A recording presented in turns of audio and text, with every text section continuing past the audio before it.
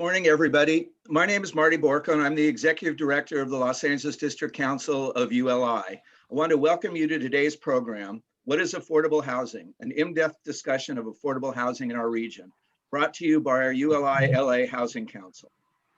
Housing is the critical ongoing topic that we at ULI-LA continue to explore. Our housing crisis is one of our city's greatest challenges, and we must continue to explore and understand new and innovative ways to increase both our housing stock and housing affordability. Navigating the world of affordable housing is a complex and multi-layered subject. And today's program will help us better understand the macro level challenges that all affordable housing developers confront and solve: site selection, entitlements, financing, construction, and ultimately lease up. This will be followed by a more in-depth dive into affordable housing communities that have been recently completed or are far along in the development timeframe, so we can learn from their lessons. We're thrilled today to have an expert panel with us to share their unique perspectives. I want to thank our ULI Housing Council Affordable Housing Subcommittee for organizing this event, and a special thanks to Bob Buente, our event champion, who is the chair of that subcommittee. As always, we want to thank our ULI staff who work so hard to make these events run smoothly: Cerise, Lisa, and Sophie.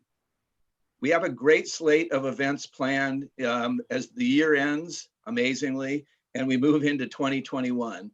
We work very hard to curate our programs and provide content that is timely and relevant to our members.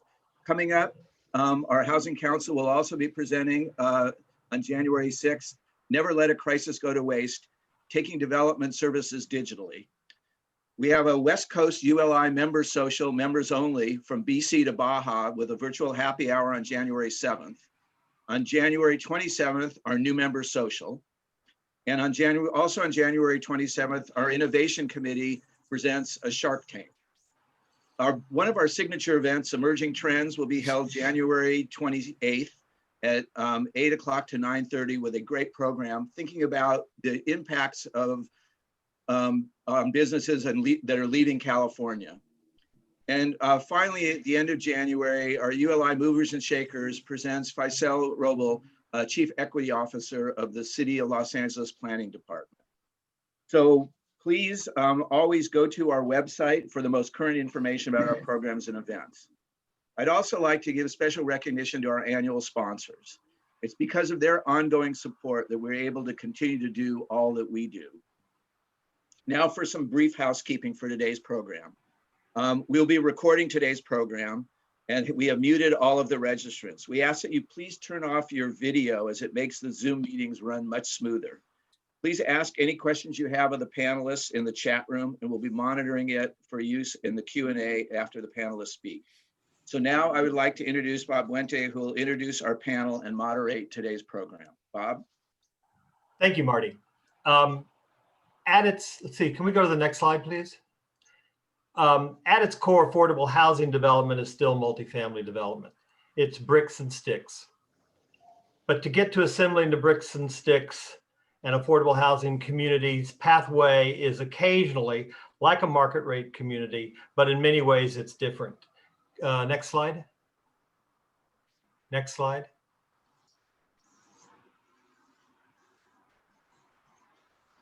We both have to deal with neighbors worried about parking, but we have to address issues from the neighborhood about who our tenants will be. We both have to deal with city bureaucracies who are at times indifferent or seem to be indifferent to our time requirements. After all, the time value of money is not usually high on a planner or building permit reviewer's list of important items. Financing a market rate community may require a three-level capital stack: investor, construction lender, and perm lender. Financing affordable housing development requires applying to multiple financing sources, none of which wants to be the first one in your deal, and all have a very competitive application process. This application process is not coordinated between sources so that the developer can make a single application. It is the rare affordable housing community that has less than a 5-level capital stack. All of these differences and a few more, as well as how we overcame them, is what we are going to talk about this morning. Next slide. I want to take this time right now to thank our team for all their hard work. This is as experienced and creative a group of affordable housing professionals as you will find anywhere. So we're going to start off the presentation. Steve Spielberg from EAH is going to talk. Steve, you got to unmute. You move us to the next slide. Great, thanks, Bob. So today we're going to start out with a definition so we're all on the same page here. So affordable housing can mean a lot of things to a lot of people, but to most of us in the industry, it means the units are deed restricted to those earning 60% or less of the area median income. And typically those restrictions run for 55 years. So we wanted to give an example. Each county has its own median income. So in Los Angeles County, that median income is $78,900 for a one-person household. That increases per person. So for example, for two people, it's $90,100, and it keeps going and going. And for our affordable housing projects, we typically restrict rents in a range between 30 and 60% of area median income. And that is oftentimes more dependent on the funding source than even what the population we choose to house. And for an example of what those median incomes are, for individuals, that would be $23,670 up to $47,340. And rents are set at 30% of those median incomes, and they're very prescriptive. So we've put a chart below so you can see what that means. And those are the rents for those income levels across all of LA County. So whether you're doing affordable housing in Beverly Hills or South LA or wherever you choose, these will be the rents you charge for those income levels. Next slide, please. Oh, I'm sorry. The next slide will be presented by Mo Mohana, who's going to take us through some of the drivers of affordable housing and walk us through how the financing works. Thank you, Stephen, and good morning, everyone. So Bob said a very interesting comment when he started introducing the similarities of affordable housing with market rate development, the brick and the mortar and the entitlement. Yet affordable housing has some uniquely different drivers. A site that we would look at for a market rate development that may appear a fantastic site may not necessarily work as an affordable site, not because the real estate isn't great, but that the drivers don't fit. And in the drivers, as we are going to touch upon, there are numerous capital stacks we go to get in order to make these developments financially feasible. The main drivers, though, the main funding sources is the Section 42 low-income housing tax credit, and it's done either with combination of tax-exempt bonds or conventional financing. Hence the term sometimes you hear low-income housing tax credits 9% and low-income housing tax credits 4%. Those programs have specific regulations that we have to compete. And both programs are oversubscribed in the state of California. Therefore, every time we submit an application, it must score the maximum score, and it goes into an effective tiebreaker in order to get this allocation. So when we look at a site, there are things a market rate developer may not look at. Where? Is it in a qualified census tract? Is it in a difficult to develop area? Is it in a transit-oriented area, in a high resource area? Surrounding service amenities have to be within certain distances. As simple as a grocery store that may be less than a half a mile away will not score enough because the regulations require that is a quarter of a mile away. The regulations are also very specific as to construction standards, minimum unit sizes, specific square footages for common areas, how many washer and dryers per laundry room and playgrounds, and so on and so forth, including sustainability and environmental features that enhance the project, but again, are very specific and sometimes drive costs. Whereas, in comparison to a market rate unit, you'll see quite a differential in a cost per unit. Again, the driver, when we look at a product, and if you're going to determine whether it's senior, whether it's workforce, and these programs accommodate family, workforce housing, accommodate seniors, accommodate permanent supportive housing, homeless, a whole variety of housing products, and each one has its own subsection within those regulations. So when we look at a site, we have to look at all of these three to make sure that we fit within a funding program, that we're competitive within a funding program, regardless on how attractive that site may be. Next slide, please. We mentioned the role of the low-income housing tax credit program, Section 42. In the state of California, the tax credits are administered by an agency called the California Tax Credit Allocation Committee. Sometimes people call it TCAC or CTAC. Both are correct.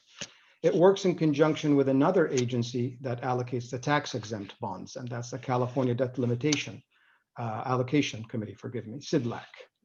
And they provide most of the equity for the affordable housing types we just described.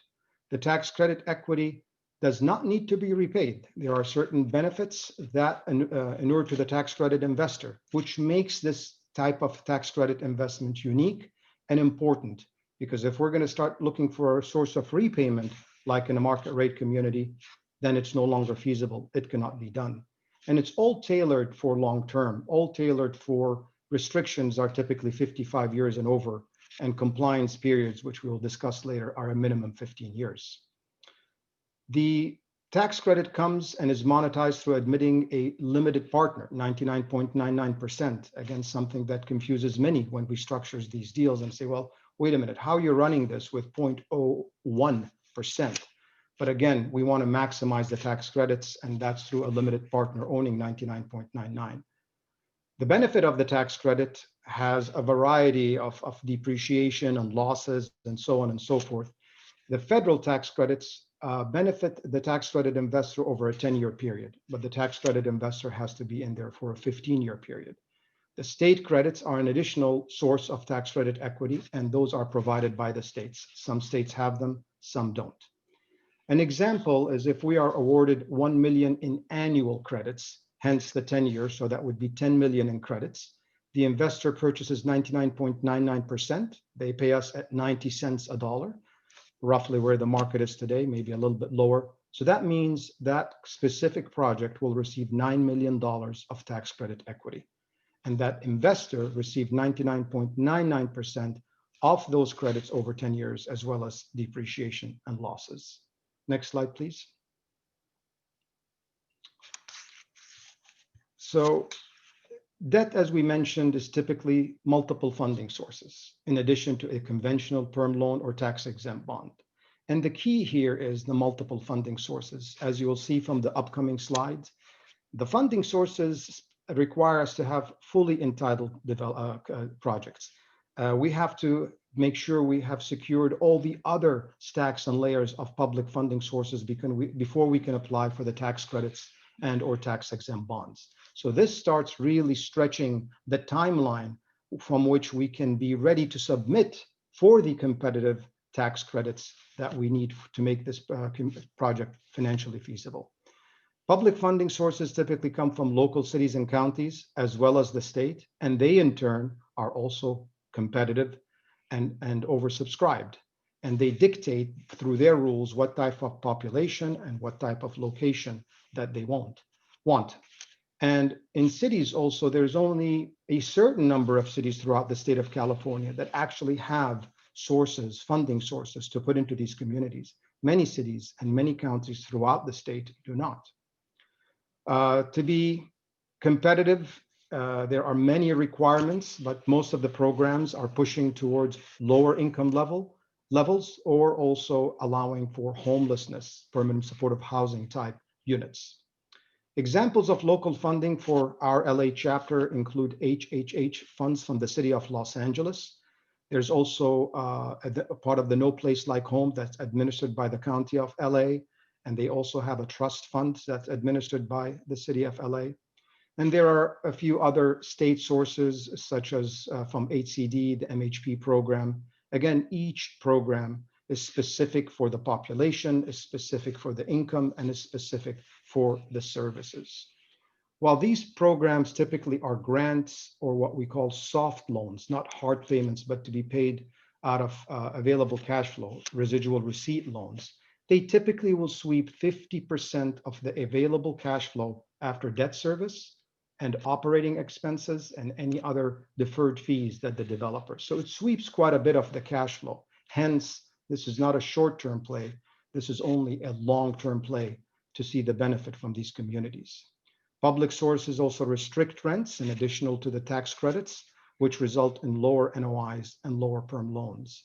The lower perm loans then make the emphasis high on tax credit equity, on the public debt, and on grants and loans.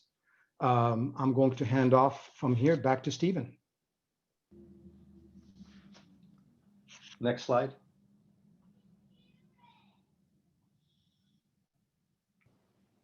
Perhaps I'll hand off after one more slide, Stephen.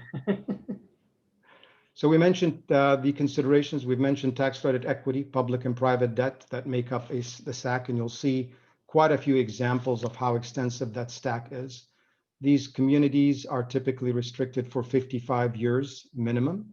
And again, the tax credit investor will be in the partnership for 15 years. Developer fees, which is always quite an interesting. As a developer, we're allowed to make profit on this. And that fee in most programs ends up being restricted about $2.5 million.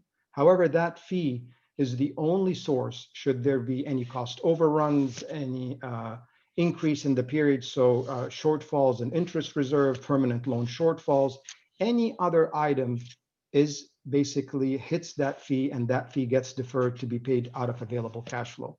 And as all the developers on the panel and as all the developers in the room know, we never have cost overruns. We never have delays in construction. So whatever we project when we start a development, we always get that number. That number is rarely seen and typically deferred over the 15-year period. Now, thank you, and I'll hand off to Stephen. Thanks, Mo. You know, I'll just tack on one more thing to that. Not only is our developer fee our contingency, it's really our only profit in the deal. So as Mo mentioned, we don't have a long-term sellout plan. Our developer fee is what we get, and then we're going to split our cash flows with our public lenders. So we wanted to move on and show you an actual example of a project that's currently in construction in LA. The Point on Vermont will provide 50 units of housing, 25 for formerly homeless individuals and 24 units for general low-income affordable population, plus one manager unit. And as Mo mentioned, there's a few things you might notice from the capital stack. We have a perm loan that was greatly restricted by the NOI of the project. There are 4 different sources of local financing from the city and county of Los Angeles, which were all separate competitive applications. And then one other thing to note is that tax credit pricing has dropped dramatically since we started construction. So while this project is locked into the pricing that it received, pricing is more like you just saw on the previous slide, which means that for the same amount of tax credits, projects get a lot more equity. One other thing you'll notice is the total project cost and cost per unit. That has also gone way up since this project started construction. And typical affordable housing projects in LA are now almost $100,000 higher per unit than we have on this project. Next slide, please. So we also wanted to walk you through the timeline of how a project might go. And so this is the example from the previous page, the Point on Vermont.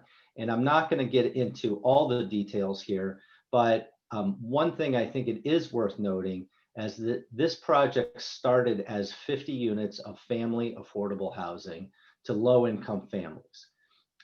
We changed that to 100% permanent supportive housing for formerly homeless individuals in order to be more competitive for funding. Then we had to change again, and we're now at the iteration that the project currently is at, which is 50% supportive housing, 50% general affordable, plus a recording studio on the ground floor for the local low-income youth to use, retail, community space, and free Wi-Fi to the community.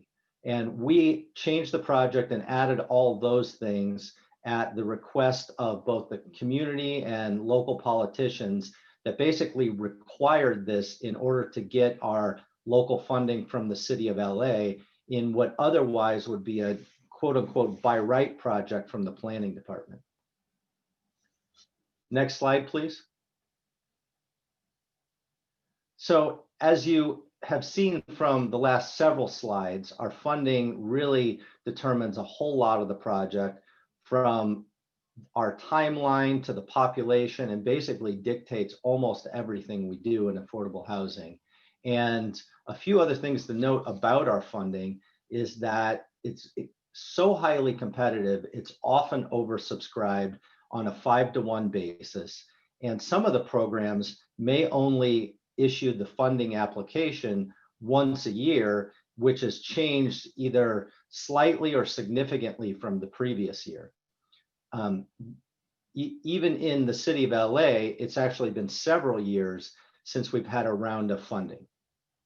And as you might guess, this has multiple effects that ripple through the project, which include our land holding costs, general costs of the project, potential changes in the building code, and if not most surprising and one of the worst things for our project is some of the times when we get financing commitments, they have a time horizon to start construction. And if we are still trying to apply for financing when another time horizon runs out, we may lose financing that we've already secured. So I'm now going to turn it over to David Grunwald, who's going to walk you through a few other aspects, including community outreach and how services play into affordable housing. Next slide, please. Thanks, Stephen. So as Stephen was sharing a little bit earlier, a by right project in the market sector wouldn't require much community outreach, if at all.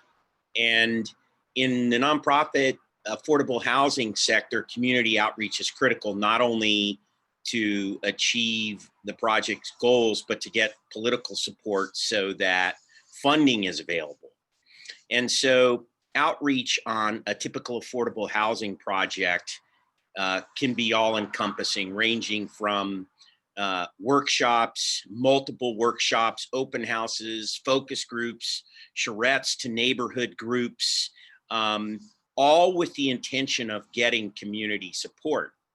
A broad range of constituents and residents potentially participate in affordable housing, ranging from formerly homeless to family, seniors, and it's really critical that neighborhoods at least a portion or substantial majority of the neighborhood support programs, because most elected officials are reluctant to support affordable housing if there isn't some neighborhood buy-in. There is the rare exception of the local elected officials who are brave enough to take on neighborhoods about housing formerly homeless folks, given the tremendous demand. But it's really critical to have a successful development project, to receive your funding, and to get local support to do comprehensive outreach. On a recent project in South LA, we spent 6 months doing multiple community fairs, door-to-door knocking to get support, presentations to local groups. We had over 50 community organizations working with us to get their support for a simple 78-unit project in South LA. So even if a project is by right, and this project in South LA was by right, it's really critical for us to achieve our objectives to get community support. Next slide, please. So on top of that, all affordable housing projects have some level of social services. and when tax credits are awarded, a social service fee is allocated to ensure that some level of social services are in every tax credit funded program. So services can range from after school support to fitness classes, you name it. Any relevant service that can complement a community based on the constituents within the community, social services will be made available and partially paid for through tax credits, and also some through cash flow to the extent cash flow exists. In more intense cases, formerly homeless, folks with mental health issues, substance abuse issues, more comprehensive services are part of the affordable housing program. And these services can range from direct case management of formerly homeless folks to mental health services, access to health care, and other services to ensure that formerly homeless folks and veterans and others with significant special needs remain housed and thrive. Next slide, please. So I think it's really important, I think, first to say that why would we all do this? Why would we affordable housers all do this? As Steve and Mo have said, it's really a complicated process. We're limited to developer fees. And why would we all do this? I think the short answer is we're mission driven, and we realize there's a tremendous need in our state, across the country, to promote the value of affordable housing and housing for all, and address the state's incredible crisis, both in terms of access to housing and the homeless crisis, especially in Southern California. So I think you ask any one of us on this panel why we do this, and it's because of the mission. We're committed to doing this. And yes, we make a living through developer fees. An organization like National Core actually has a contractor's license, so we do our own construction. We make some resources off, construction management fees, but we really do it for mission. So I think that's leads us to, people think affordable housing. People have stereotypes, negative stereotypes about affordable housing that are just simply untrue. You'll see from some of our examples moving forward that what we develop, you can't tell the difference. You cannot see a difference between affordable housing and market rate housing. It's high quality. It matches and conforms to neighborhood standards. It actually, instead of lowering values, in many cases increases property values because of the quality of the housing. And all the other myths that those people who live in affordable housing cause problems and increase demand for emergency services and add traffic. All these myths are just myths. I think our data shows, in most cases, when we develop affordable housing, the parking and traffic is significantly lower than market rate. We produce, in many cases, 0.5 parking ratios to each resident. In some cases, if it's an affordable housing sustainable communities program, which focuses on transit and reducing the impact on traffic. So I think it's very clear that affordable housing is high quality and meets the needs of our communities. Next slide. I'm not sure who this is. That's okay. Thanks, David. Want to present a case study that shows a lot of what my colleagues have been talking about, creating excellent environments in places where you might not expect it, or in adversity that ends up with a product that is surprisingly high quality. So this case study is veterans, formerly homeless housing, provides veteran services, and it is a location off of Orangethorpe in the city of Placentia that was challenged. Has a recycling service, meaning a dump to the east and to the west, industrial park to the south, and a railroad running by about 50 feet away. And so, not to mention the acoustic challenges, but a big enough site that you actually could create your own quality environment. So this was a project with Mercy Housing. New Directions provided the social services for the veterans. And as you'll see in the next slide, turned out to be a really wonderful quality environment. Next slide, please.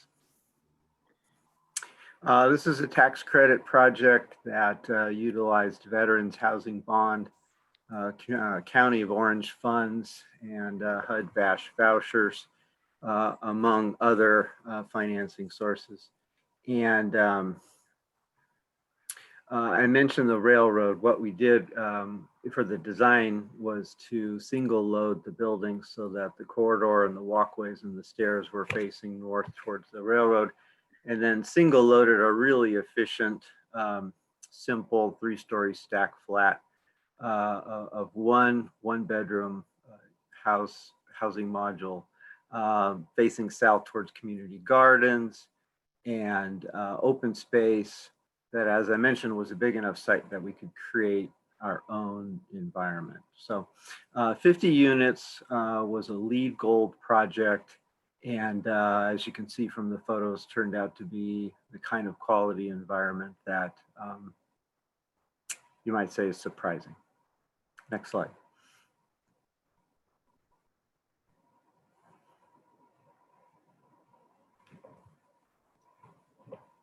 David, back again. So Marv's Place is an excellent example of what I was referring to earlier. It's a mission-driven, well-constructed architecture is complements local community in Pasadena, and it's for 20 formerly homeless families.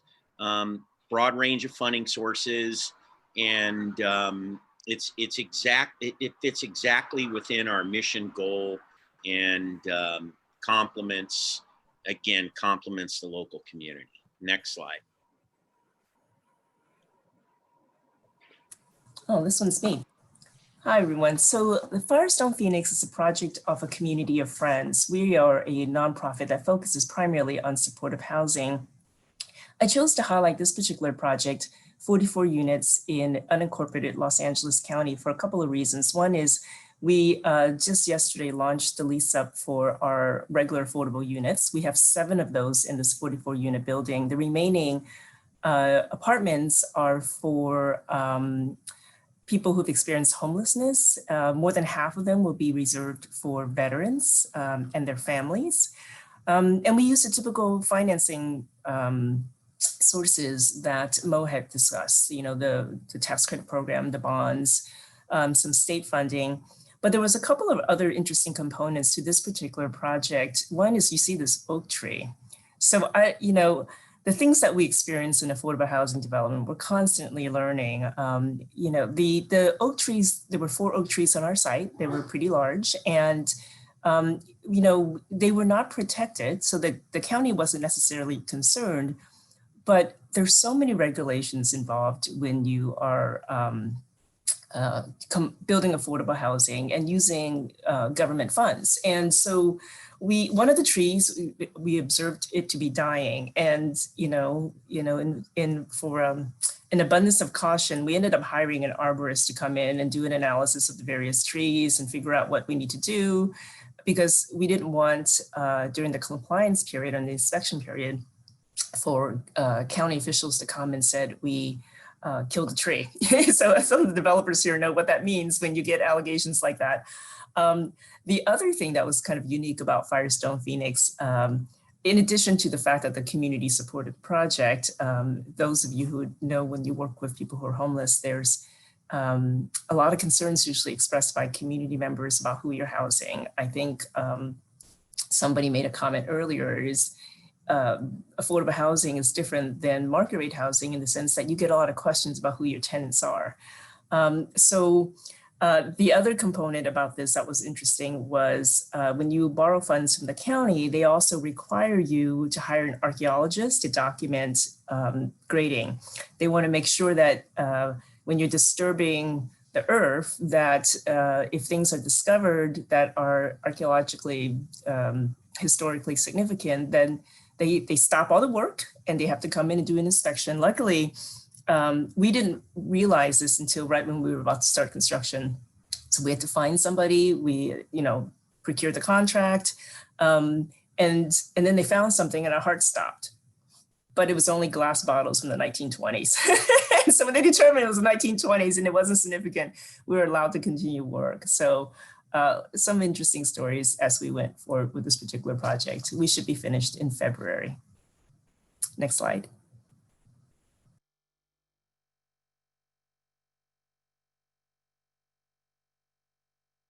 I don't think I'm doing this one. Let me unmute myself. Thanks, Bob. Sure. The lender-investor relationship is critical in all development. When we start looking at a project, we always start thinking about who's going to be our lender, who's going to be our investor. And the lender comes first. So we will make applications, multiple applications to multiple funding sources. Some we will hit, some we will miss. But as we slowly build this wedding cake of debt, we end up, sometimes projects have to roll over into a next funding cycle, and we could have interest rate risk. And that can definitely affect us with the investor. In 2016, after the Trump election, tax credit investors just stopped because they didn't want to be pricing something that wasn't applicable to their 10-year model, because essentially a tax credit is a bond that pays them so many tax credits every year. And the example I have is that we started off with on a project, and the investor was going to pay $1.02 for each tax credit. And when we finally got around to closing, we only got 90 cents per tax credit. So you lose that 10% plus of equity. Where are you going to find that when all the application sources are set in place except the tax credit? So that took quite a bit of a running around, and we were able to finally put it together. Another thing that has surprised us at times is the wage determination letter. Because in California, and especially in the city of Los Angeles, you have to pay a prevailing wage. The state comes out with a wage determination letter every June to go into effect from July 1 to next June 30. We priced our project at a wage determination, based on a wage determination letter. But when we finally got around to signing contracts and signing the subs up, the wage determination letter had changed, and we ended up with a $250,000 equity, a $250,000 hole in our capital stack, which we had to run around, and we were finally able to close that. Construction loans usually run 85% loan to cost. Permanent loans will look at an LTV of 85 to 90%, looking at a 115 debt coverage. The permanent loan in our projects is low relative to the total project costs. It's just the unique quality that because we don't generate enough residual cash to pay a big permanent debt, we have to make up all this with soft debt, as it's called, which is we apply to city, state, and county, and these funds are paid out of residual receipts, and residual receipts. It's a waterfall that goes down after operating costs, after taxes to be paid, and usually we're not paying taxes, we're paying special assessments, after payment of reserve requirements, because every project we have to fund a certain amount of reserves for operations, for transition, for capital items. What's left, and the developer fee also has a priority in there. So after we've gone through all this, there's not a lot of residual cash left over, but 50% of that cash stays with the developer, and the other 50% flows to the other residual lenders, the city of Los Angeles, the County of Los Angeles, whoever, state housing and community development, they get this money based on a percentage of the 50%.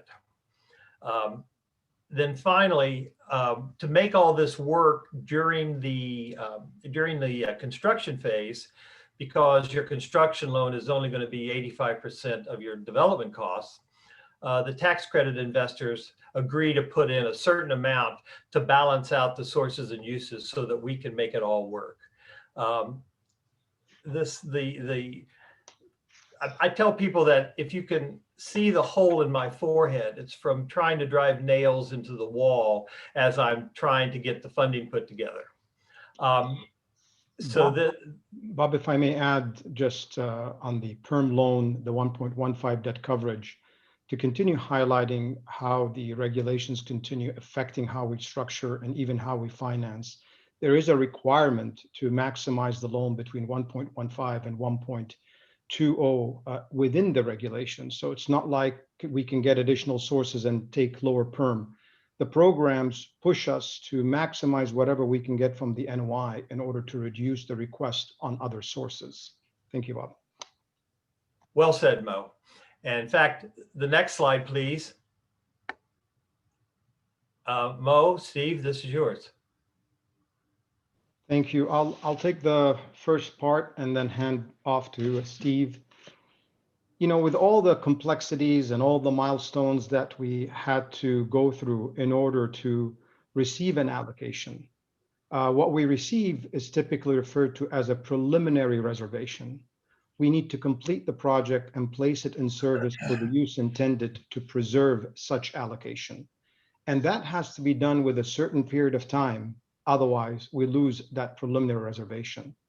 One of the first deadlines, and that's typical in the so-called 9% transactions and some of the tax-exempt bond transaction, is a 180-day readiness test from the receipt of an allocation. The state wants these communities to be as ready, shovel-ready as possible. So they want you to start construction within 6 months from receipt of an allocation. Doesn't matter that Thanksgiving and Christmas is in the middle there and you lost some time. And that's quite a bit. So there's quite a bit at risk that we have to kick off and do in order to meet that test. Otherwise, that reservation is lost. On the 9% program specifically, we must complete the project, have it placed in service, receive at a minimum a TCO, temporary certificate of occupancy, within 2 calendar years of the receipt of an allocation. COVID is not considered a federal emergency, therefore you do not get an extension. And again, that's another deadline of many that if you do not meet, you will after having maybe very close to completion, you don't complete it on time, you're at risk of losing that preliminary reservation. Steve, I'll hand over to you for the next part. Well, you could hit that last bullet too, if you like. So we finally met the deadline of completing it and we thought we can breathe, but no, breathing is not allowed. Hence, we all look a shade of blue. Again, in order to preserve the credits that we have, we must rent the units to qualified families or individuals within 1 year from its placed in service. Lease-up is a challenge. I see some of the questions that are coming up. They ask us, has COVID impacted construction? And the reality is probably most impacted if it's not a project-based section project, is the lease-up. Again, no relief there. You need to start it on time. You need to build it on time. You need to lease it up on time. And at every one of those milestones, there are significant hits to that capital stack. And Mo and Stephen, let me just add just a little bit to that. I'll give a very specific example. We finished a project in San Diego that had multiple layers of funding, and each layer had a particular targeted population. And the funding is going towards people with higher levels of acuity. And so there are more challenges associated with identifying, qualifying that population. And so a project in San Diego, you would think in affordable housing, how could it be difficult to be leased up in a year? But we had a portion of the units, approximately 20 of the units, that specifically were designed for chronically homeless families within one zip code that had some kind of specific medical conditions. Well, when we began the project, our services partner believed very strongly that there was an abundance of that population. Some of the challenges associated with that population is, in order to qualify as chronically homeless, you need to be in the same place on the street for a certain amount of time. Well, the homeless population does not live according to zip codes. And so I can tell you for about a year and a half, we chased the population. And and I don't know if I said, but they also were for veterans. And so we finally had to go back and remove some of this, give back some of the funding, remove some of the criteria to be able to get the units fully occupied, to be able to close out and fulfill our tax credit obligations. So a part of my job, and I'll mention a little bit later, is to tell you that nobody in their right mind, kind of what David Grunwald said, would do what we do. And so we welcome you to the table, but we probably would be excited to see how you navigate some of what we deal with every day. So I just wanted to add a little bit of perspective to that particular challenge. And next slide, please. I wanted to throw on one thing to the last slide too. I think that two things. I think that's like amazing that you got to change the population, but I think for most of the rest of us in affordable housing, one of the things that we deal with is once we pick a funding source, we're locked into whatever is in that regulatory agreement for the next 55 years. So if it says formerly homeless families that have a particular mental illness, that means anytime a unit turns over, you have to go out and find that person. And then one of the other things from what Mo was saying on the previous slide that is one of those quirks is that anything to do with the tax credits is per IRS code. So there's really no flexibility whatsoever. So when Mo says we have to complete a 9% tax credit project in a certain amount of time, that is a hard time by the federal government. And hopefully everyone in affordable housing hasn't been in this situation, but I bet most of us have, is that on December 31st, we're trying to get a TCO that if we don't hit it, we're not going to get the credits that we need. And I know that one of the first projects I worked on in affordable housing, that was the situation. And we all breathed a sigh of relief right around 5 o'clock on New Year's Eve. Right. And so I'll just add a little bit and then we can move on. But so just keep in mind, every source of funding has compliance issues that need to be met. And so you think about hospitals being a heavily regulated activity. Well, I would say we are equally regulated. So in every given year, we'll have audits from each funding sources. We'll have reporting requirements. And it's not just the government side, it's also the tax credit equity investors, it's the lenders. And so our compliance department is one of our busiest and most complicated departments within our organization. And so just encourage you to be sure you're counting the cost. There's a reason a lot of market rate developers do not do affordable housing, is because market rate development is easy compared to some of the hurdles that we have to jump through. So we can move on to the next slide unless somebody wants to dig any deeper into any of this. Even I just might add that having a friend at the building department when you're in the permitting phase is really, really helpful, and partnering with your local jurisdiction, because same issue, you're counting down the days and the last thing you need is a plan checker to go on vacation on you or change plan checkers or a number of different threats. Well, and I'm sure we could all having a friend at Edison is probably one of the most important. Probably better. Or LADWP. Department of Water and Power. Yeah, Department of Water and Power. But the reality is, and I think Bureau of Engineering. our last slide, the reality is these communities are truly a public-private partnership. They cannot be done within the timelines required. They cannot be done within the regulations required unless that municipality, that agency is equally committed as we are to bang their head to drive through the wall to get this done. This is not a situation that the nonprofits or for-profit affordable housing developer can take on their own. If the public sector is not our partner every step of the way, whether it's that building inspector, whether it's Edison, LADWP, the plan checker, the building department, this cannot be done.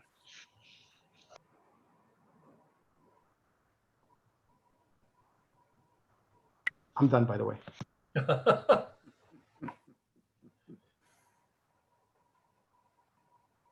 Okay, so next slide. So we'll take the questions now. Dora, I think you were going to make a few closing comments. Sure.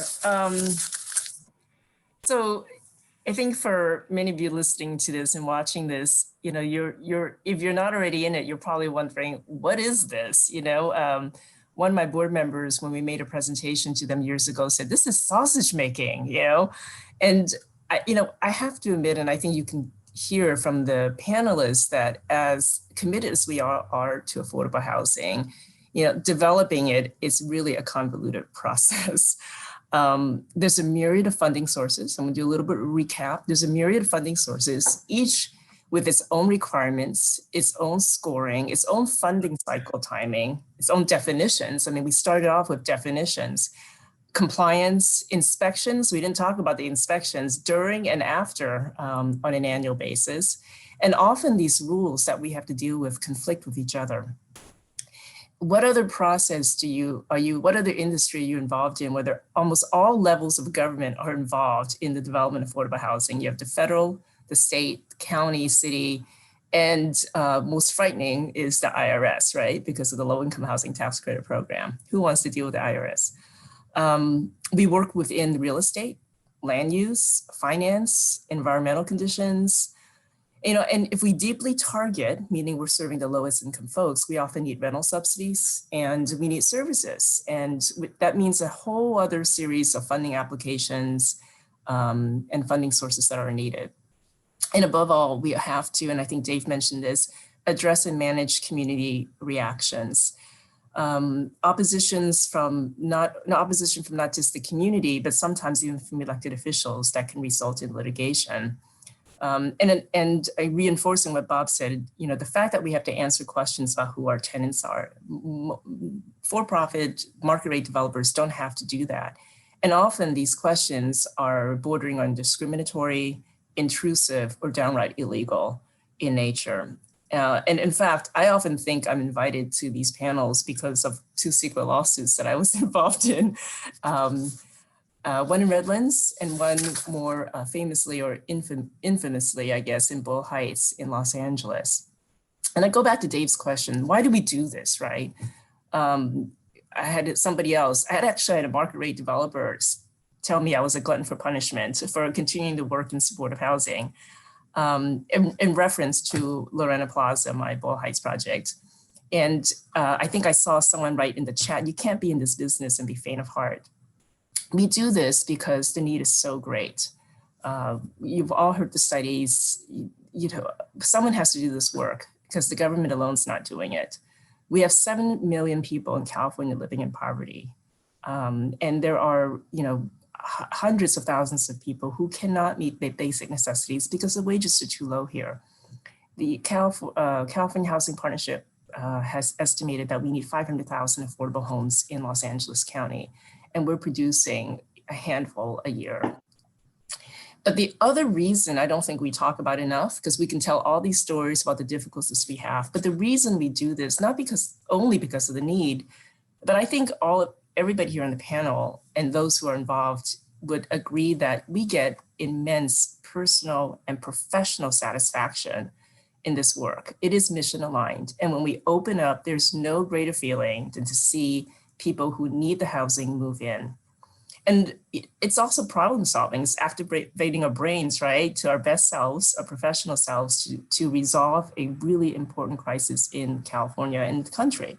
And it doesn't matter if you're focusing on 80% AMI or 50% or 30% of people who are homeless.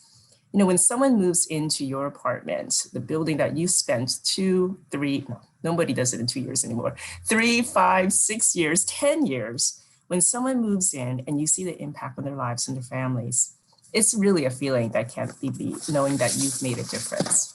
And the stories that I have heard, particularly because I work in supportive housing, people who are homeless, over the years have just been breathtaking. Families who are now able to secure a job because they have an address, right, to put on their application. You have children growing up. If you've been in this business long enough, I have seen kids go from 5 years old to college. The kids not having to move around 5, 6 times. They have an opportunity for a better life. And in supportive housing, particularly family reunification, that's what keeps me motivated. It's been the most impactful.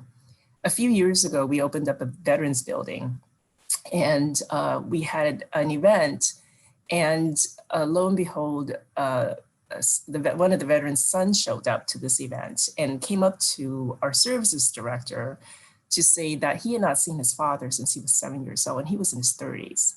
And he decided one day, a few months prior, to Google his father's name, and somehow found his father.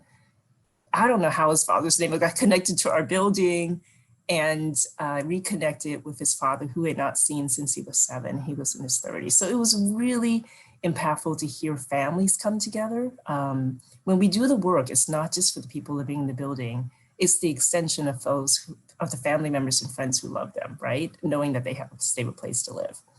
And I have employees tell me that they've never worked in a place where people cry when you give them their keys. That's really satisfactory for property managers, for case managers. So I thank all of you. There's like close to 90 of you on this panel for participating, for your interest in this, and hopefully your commitment to this work. We all know that not one agency or one business can end the affordable housing crisis alone. We've got to do this together. We need champions, we need advocates. And when we do this together, there is a light at the end of the tunnel. We know we've been able to move some of the elected officials, right? We now have streamlining bills, secret reform bills going on. We have government agencies. You know, we talk about the friend in building and safety, right? We need those champions within city government, and we have employees who are willing to do that. We need citizen participation, and with that, we get bond measures that would help us continue to do our work. HHH, those were amazing efforts at the poll, and we got people to step up. And we need your lawyers out there who are doing transactional work for us, and in some cases defending us when we are sued by the community. We need the architects, we need the contractors, the banks, the civil engineers, the structural engineers, the title companies. I saw someone from the title company on here. We need contractors, we need interior designers, we need everyone to do this.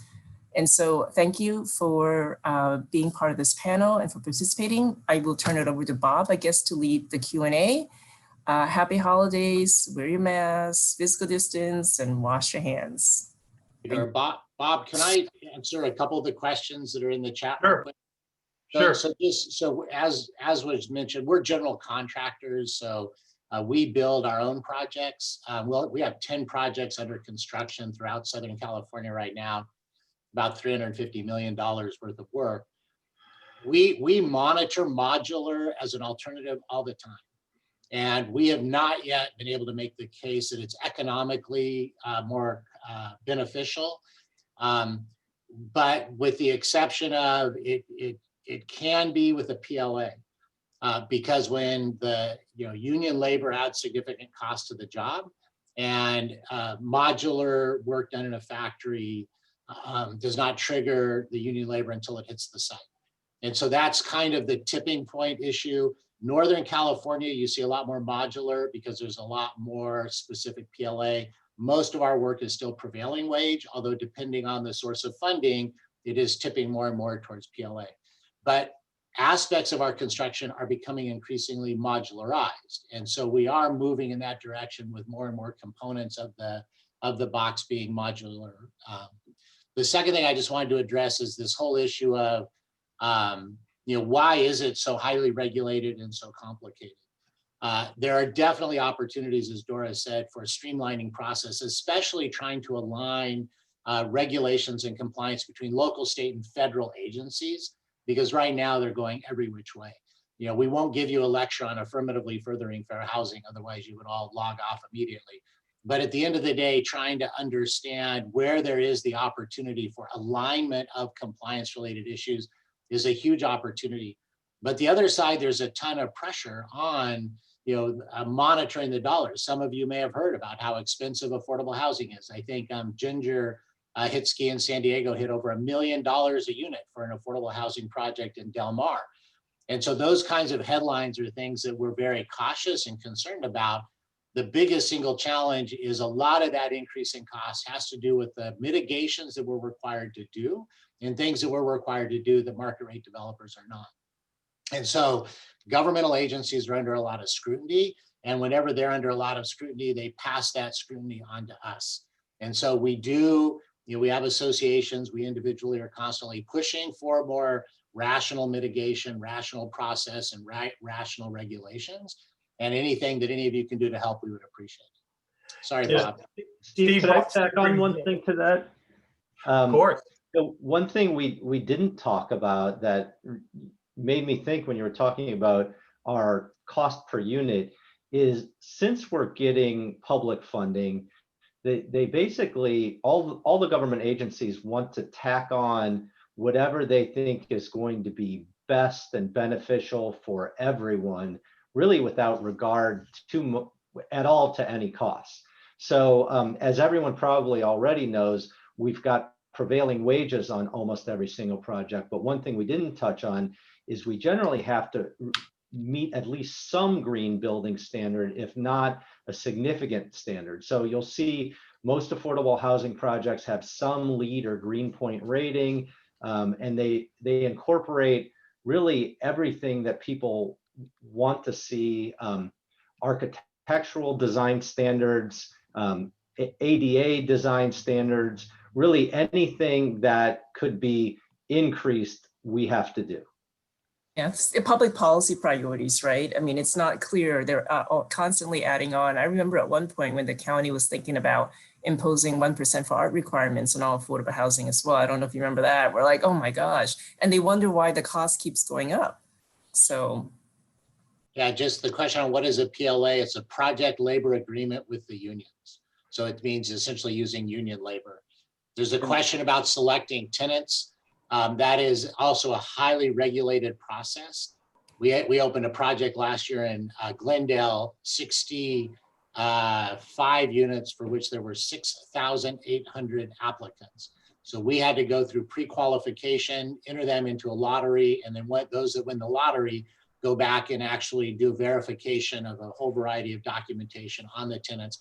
And that verification has to be done annually depending on sources of funding. And so that alone is a layer of process that market rate developers don't have to deal with. Earlier, Steve had mentioned this project in Delmar that ended up costing $1 million a unit. That is really an outlier. What had happened, that project was, I think, approved 15 years ago and was continually changed and continually modified, and prices changed. And they are paying $1 million a unit to have them built. But hopefully, go ahead, Mo. I just wanted to add to the question of vetting the tenants. It's also ongoing in affordable housing communities. It is based on the number of people within a household that are income generating.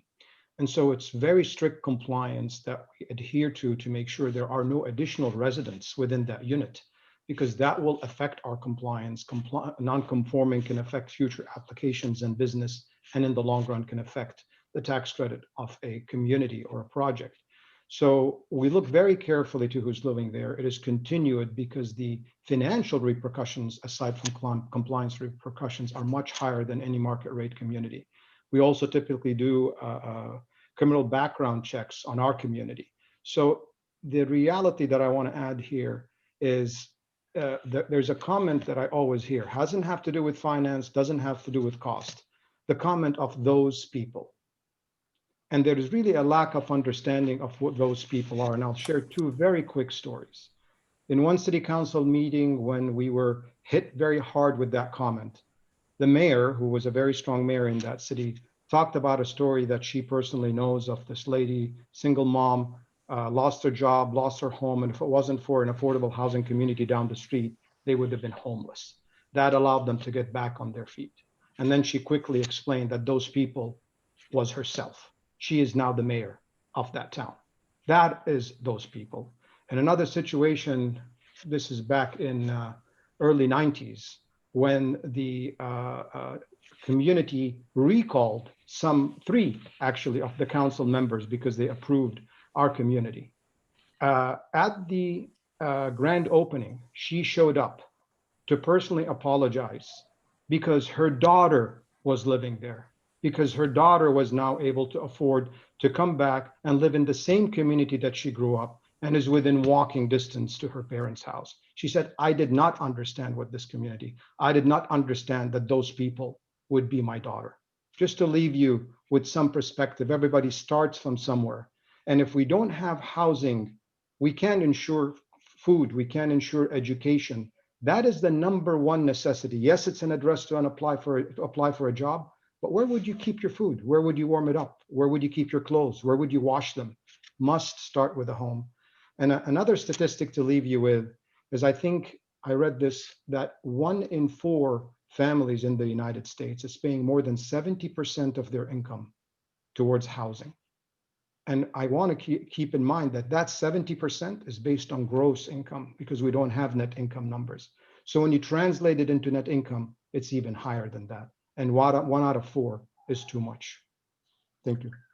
I wanted to layer just quickly onto what Steve Montel was talking about modular, because we are working on a few modular projects at TCA, and I think that the promise is really there and the upside is huge, but it is fraught with risks. The fabricators can go out of business. They can be too busy, so the timing isn't right. The permitting is more complex with state and local jurisdictions. And the upfront costs, as you all know, on the financing and giving the money to the fabricator early is tough. The consultants need to be specialized, the contractor needs to be specialized, but the time savings is great. And from an architectural standpoint, it works really beautifully. And so if we can all help to get that process and that specialized aspect of our work better and bigger, it really has huge upside. But the lenders and investors have to come along. As you know, Right. modular housing, there's a huge payment to be paid in advance to a product that's not delivered on site. There are some lenders who have done modular housing and gotten comfortable with it, but that's a big challenge for our construction lenders. Typically, if we order any product, we want to pre-order the windows and it's off-site, they're not going to pay for that. So that's a challenge. So there's a lot. It's a great idea and it's a good idea. And I think at the end, it can save some time and can save some delays. But our industry has quite a bit to go to integrate all the components that can make this modular housing successful. Hey, Bob, there's a great question here about how is affordable housing valued? So let me make one point, then toss it to the experts. In LA County, there's approximately 10,000 units where their affordability covenants are burning off in the next 5 years. And so one of the ways that affordable housing is valued is how many years are left in its requirement to provide affordable housing. Every market rate, investment, REIT, whatever the case is circling those properties and is bidding up the prices based on the affordability covenants going away and their ability to convert them into market rate units within a reasonable time frame. So that is one of the factors, is how many years are left on its affordability. But I don't know, Mo or Stephen or Bob, if one of you want to talk about usually how our affordable properties value. I can give that a shot. When we evaluate the properties, yes, your NOI is lower and it does impact your value, but value is also given to the tax credits that are part of the transaction. So when we get an appraisal by our construction lender, perm lender, in order to value it, there is a valuation for the tax credits, because without that, if you go strictly on NOI, then you'll be below cost. So it wouldn't make sense. So there's a unique mechanism to value the credits along with the income from the property, especially early on, in order to do that. And the question of the affordability that keeps coming up, 55 years or so on, typically in 15 or 20 or 25 years, we as developers do rehab on our own communities to refresh them and upgrade the energy efficiencies. So they're very well maintained. And again, when that is repeated, there is value for the credits. So it's a unique appraisal process for affordable housing.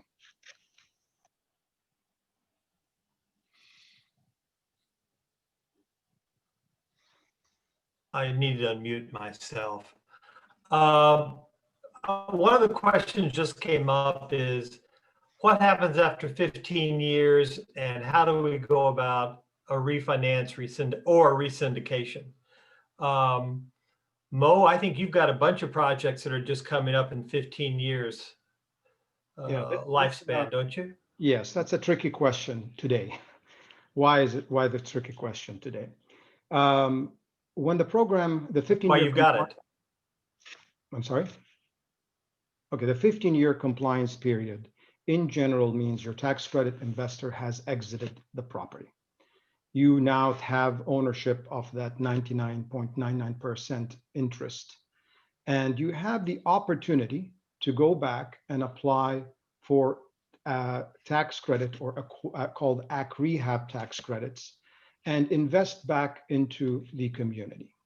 Typically, because of the structure that is dictated from capital reserves and all of the overlays between the lender and investors, most of these communities are in pretty good shape. Yet there is always, in the energy codes, appliances, roofs, all of that would be helpful to do that. In today's environment, because we're so oversubscribed and the priority is being given to new construction, or the priority is being given to what you'd call extensive rehab versus the 15-year period. So most of the ones from an AC rehab that we re-syndicating or getting credits today in California's world today is on hold. 3 years ago, when it was undersubscribed, yes, we were doing many of those. The second part of the question is refinanced. Because you've paid off your tax credit investor, you are able to go get new permanent financing. You've paid down your debt over 15 years on your perm loan. There is some rental increases, so your NOI did go up. So you do have the opportunity to refinance. There's also some rules and regulations of what you have to put back into the property, physical needs assessment and what the like. So the other way of reinvesting into your property at the 15-year period in today's environment of being oversubscribed is refinancing and using some of those refi proceeds in order to improve the property and upgrade it. Also, as we touched earlier, there are many times not only is our developer fee deferred and it hasn't been paid over the 15-year period, there are times, and I'm sure none of added, when we had to put money out of our pocket over and above the deferred developer fee in the form of an advance, whether general partner or limited partner advance. And the refi option is the way to pay ourselves back, after 15 years, a 15-year period. We have a question about how workforce housing is defined. We don't do any of those, but does someone else on the panel have experience with trying to do workforce housing? Well, Yeah, well, I would say 65% of our portfolio is workforce housing. And it goes back to the early slides that Mo and Stephen had about income. So somebody at 60% of median income, and if median income, is $90,000, so they're working. I mean, they have a job and they're meeting that particular income requirement. And so that is classically defined as workforce housing. There's a huge discussion right now about the 80 to 120%, because there's funding. Essentially, if you're under 80%, there is no support for people from 80 to 120% of median income. And that's a huge portion of the workforce that goes back to Mo's comment about people being, a higher percentage of their income going for their rent. And so that is another classic slice of workforce housing for which there's a lot of discussion right now about what do we do for what's called the missing middle? Because if somebody's in, I'll just use one of our units, let's say in the eastern part of LA County for a family of 4, 2-bedroom unit, let's say their rent is 60% of median income. Let's say their rent is $1,200 a month. The market rate unit in that community is probably going to be $2,300, $2,400 a month. So to go from $1,200 a month, if you get a raise and now your income's at 80% of median income, you can't go to the market rate rent and have it be affordable. And so the workforce housing is anybody who has a job, their median income is within one of those tranches. Most of our projects go to 60. Some we actually go to 80, and we're increasingly adding market rate units into our development. So they're called mixed income projects, and all of that to create workforce housing, meeting each of the different income levels. So there's a comment in the chat that Tara put in, I completely agree with. We really need to retire the definition of workforce housing. There are people at the 30% AMI level, you know, minimum wage right now is what, $15, that's $31,000. That's in the 40% AMI, those people are working. So it's I guess I take offense to that term, and only people at the 120% AMI are working, that's not true. Well said. I saw a question in the chat about how do we determine if we're going to do a 4% or 9% financing execution? And, you know, maybe some of my fellow panelists will add on to what I have to say, but, you know, typically, well, I'll go back to the example that Mo gave early on. So in his example, we'd get $9 million for the 9% tax credit versus we didn't show it, but it would be 4 million for the 4% tax credit. So really the question would be, why would you take so much less equity? And oftentimes it's really a function of all the other money that you're putting together. And so 9% tax credits are highly competitive. And the primary criteria that makes them competitive is how much local money do you have? So if you're working with one of the cities that will actually give you a tremendous amount of money walking into that competition, you can leverage the 9% tax credit and be very competitive. If you're trying to cobble together sources, you're probably going to go with the 4% credit. And on top of that, this may be changing, but as of late, at the state level, and actually some of the local programs as well, they were incentivizing the 4% tax credit. So they said, the state said, we'll give you X amount of dollars, but this can only be paired with the 4% credit. And just a real quick on the 4% credit is tied to private activity bonds. Those bonds are what is there's a limited capacity of them. And the state of California is using those bonds for a lot of non-housing things. So for example, 600 million of them were allocated for the high-speed train from Rancho Cucamonga to Las Vegas. They gave those bonds back, which has created a new window of opportunity, but housing is competing with other investment choices that the state is making for one of our primary funding sources.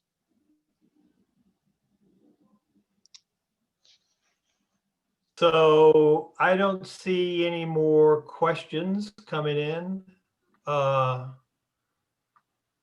Lisa, you want to take it over now? Sure, Bob. Did you go back to the top of the chat? There might have been questions that may not have been answered. If any of the panelists had seen any that they'd like to address, that would be great.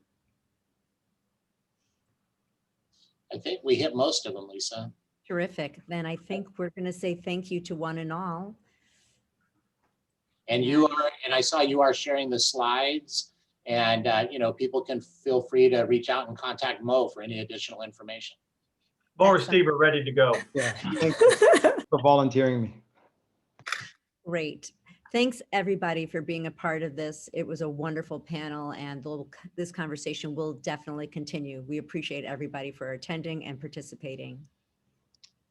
Thank you. All right. Goodbye. Thank all. you. Great holiday. Bye.